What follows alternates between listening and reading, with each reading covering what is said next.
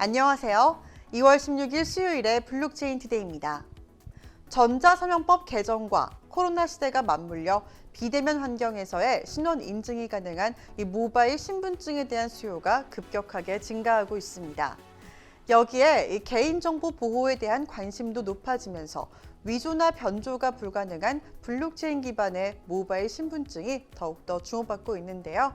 오늘도 관련 소식 준비되어 있습니다. 그럼 오늘 블록체인 업계 주요 소식입니다. 심상정 정의당 대선 후보가 금융감독원의 부산 이전을 적극 검토하겠다고 밝혔습니다. 심 후보 측은 부산이 제2금융중심지가 되기 위해서는 금융정책을 결정하는 기관이 부산으로 이전돼야 한다고 강조했는데요. 특히 외국계 금융기관은 여전히 서울에 집중돼 있어서 부산의 금융기반 또한 부족한 상황이라며 정의당은 공공기관 2차 지방 이전 시에 금융감독원을 부산으로 이전하는 것을 적극적으로 검토하겠다고 말했습니다. 반면 윤석열 후보가 앞서 공약한 KDB산업은행의 부산 이전에 대해서는 우려의 목소리도 전했는데요. KDB산업은행과 같은 이 거대 국책은행의 부산 이전이 단기적으로는 지역의 일자리 창출 측면에서 도움이 될 것으로 보이지만 이 지역 기업인 부산은행과 실효성이 없는 경쟁을 유발할 수 있다고 지적했습니다. 롯데정보통신이 자사 블록체인 플랫폼 랄프체인을 활용해 개발한 블록체인 모바일 사원증 올리다를 전면 도입했다고 밝혔습니다. 지갑 없이 스마트폰으로만 생활하는 최근 트렌드에서 이 회사원들은 올리다를 통해서 출근길에 반드시 챙겨야 하는 사원증 없이도 스마트폰만 가지고 다니면 되기 때문에 더욱더 편리한 생활이 가능해지는데요. 또한 단순 출입 통제에 그치지 않고 협업툴 연계와 또 근태 관리 등 사내 서비스 넘어서 향후 증명서 발급과 또 전자문서 서명, 호텔 체크인 등 다양한 신분 증명이 가능한 영역까지도 손쉽게 확장이 될 것으로 보입니다. 이 밖에도 카드 발급에 필요한 소모성 비용과 또 관리를 위해서 필요한 행정 업무도 최소화할 수 있어서 기업들의 도입 요청이 많아질 것으로 업계 기대를 모으고 있습니다.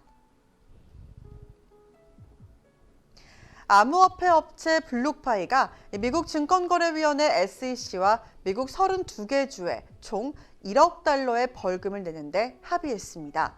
최근 SEC는 블록파이의 투자 상품이 투자자 보호법을 위반했다 이런 혐의를 제기했는데요. 블록파이는 암호화폐 사용자들을 위해서 이자가 붙는 저축 상품을 제공해 왔습니다. 이는 연방은행 당국이나 증권 당국에 등록하지 않은 상품인데요. 블록파이는 자사 웹사이트에 연이율 최대 9.25%에 이른다고 광고해 왔으며 이는 금융기관들이 제공하는 저축 상품의 평균 이율을 크게 웃도는 수준입니다. SEC는 이 블록파이가 개인 암호화폐 상품을 등록하지 않아서 투자 상품의 등록법을 위반했다 이렇게 주장했습니다.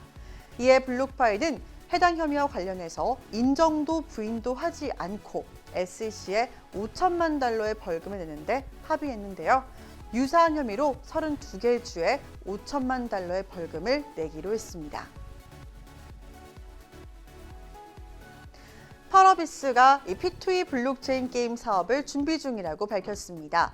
펄어비스 최고 경영자는 이 게임 산업이 빠르게 변화하고 있고 게임 내에서 가상세계에 한정돼 이루어지던 이 콘텐츠의 소비 그리고 재화 축적이 게임 밖에서도 이루어지고 있다면서 게임을 플레이함으로써 가치를 창출하고자 하는 욕구가 이 P2E 게임 유행 이전에도 존재했다고 말했습니다. e스포츠, 스트리밍 방송 등 이 게임 플레이를 통해서 생계를 꾸리는 직업이 증가하고 있는 것이 이를 보여주고 있다는 건데요. 또한 지속 가능한 경제 시스템을 구축하기 위해서는 안정적인 블록체인 시스템을 만들 수 있다고 생각한다고 말했습니다. 미국 프로풋볼 NFL 챔피언 결정전인 이 슈퍼볼 경기 생중계 때 송출된 암호화폐 거래소 코인베이스의 TV 광고가 이슈몰이를 하고 있습니다. 코인베이스는 이 슈퍼볼 경기를 지켜보는 미국 전역의 시청자들을 겨냥해서 비트코인을 공짜로 나눠주면서 자사를 홍보하는 TV 광고를 내보내는데요. 이 코인베이스의 60초짜리 광고가 진행되는 동안 TV 화면에는 이리저리 움직이면서 색깔이 변화하는 QR코드가 떴습니다. 시청자가 휴대폰을 사용해서 이 QR코드를 찍으면 코인베이스의 앱 다운로드 사이트로 연결되고 이 앱을 내려받아서 가입한 신규 고객들에게 $15 상당의 무료 비트코인이 제공되는 이벤트였는데요. 이 광고 덕분에 코인베이스 앱 다운로드 사이트에는 접속자가 폭주했고 트래픽 급증으로 인해서 1시간 동안 먹통이 되는 상황까지 발생했습니다. 앱 다운로드 사이트 조회수는 1분 만에 무려 2천만 건 이상을 기록했는데요. 코인베이스 앱은 이번 광고에 힘입어서 애플 앱스토어 다운로드 순위 186위에서 2위로 급상승했습니다. 최근 암호화폐 압류 사례가 늘고 있습니다. 영국 세무당국은 처음으로 NFT를 압수했는데요. 영국 국세청은 250개의 가짜 회사가 연루된 부가가치세 사기 조사 일환으로 NFT 3개를 압수했습니다. 140만 파운드, 한화 약 22억 6천억 원 사기의 혐의로 3명을 체포하고 아직 가치가 평가되지 않은 디지털 예술작품 NFT 3점과 5천 파운드 상당의 암호화폐를 압수했다고 밝혔습니다. 영국 사법기관이 이렇게 NFT를 압류한 것은 이번이 처음이라 업계의 주목을 받고 있습니다. 블록체인 이슈 앤 트렌드 초성 뉴스에서 이은주 아나운서가 전해드립니다.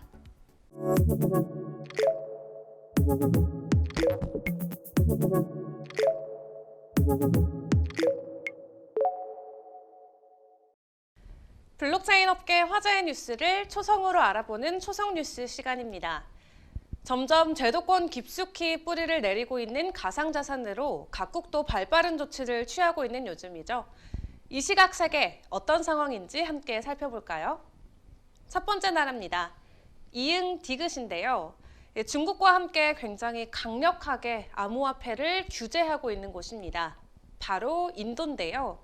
최근 인도 중앙은행 부총재의 암호화폐 관련 발언이 화제가 되고 있습니다. 라비상카르 부총재는 인도의 암호화폐 금지는 최선의 선택이라고 지적을 했습니다. 그 이유로는 암호화폐가 화폐도 또 금융자산도 실물 자산도 디지털 자산도 될 수 없기 때문이라고 지적했는데 정의할 수 없는 것을 규제하는 것은 불가능하기 때문에 결국 금융당국의 규제를 받을 수 없다는 게 인도 정부의 입장입니다. 다음 나라도 초성으로 확인해 보겠습니다. 키읔, 니은, 디귿인데요. 바로 캐나다입니다. 최근 캐나다 정부가 코로나19 백신 접종 반대 시위를 중단시키기 위해 비상사태법을 발동했습니다. 하지만 이 법안에는 자금 세탁 방지 및 테러 자금 조달 방지 규정을 확대 적용하는 내용을 포함하고 있는데요. 앞으로 일정 규모 이상의 암호화폐 거래 또는 의심스러운 거래를 의무적으로 관련 기관에 보고해야 한다고 합니다. 이에 규제당국은 법원 명령 없이 의심 은행 계좌를 자체적으로 동결할 수도 있다고 하네요. 마지막 나라도 확인해 볼까요? 피읍, 리을, 시옷입니다. 최근 이곳의 대선 후보가 암호화폐 세금 감면 카드를 꺼내들면서 큰 관심이 몰리고 있습니다. 바로 프랑스가 그 주인공인데요. 프랑스 대선 후보 에릭 제무르가 트위터에서 암호화폐 생태계 지원을 위한 정책을 본격 공개했습니다. 암호화폐 보유자가 투자 이익을 실물 경제에 재투자 시 세금을 감면해주고 규제 관련 해정 절차의 간소화와 NFT에 대한 특별 세제 마련, 그리고 민간 차원 유로 연동 스테이블 코인 발행 촉진까지 우리 시장의 전반적인 부분에 걸쳐 지원 정책을 내놓았습니다. 실제로 다 지켜질 수 있을지 정말 궁금하네요. 지금까지 초성 뉴스 이은주였습니다. 오늘 블록체인 업계 관련 소식은 여기까지입니다. 정오에는 블록체인 TV 플러스에서 실시간으로 암호화폐 차트 리딩과 소통의 시간까지 함께하겠습니다. 그럼 정오에 만나요. 안녕.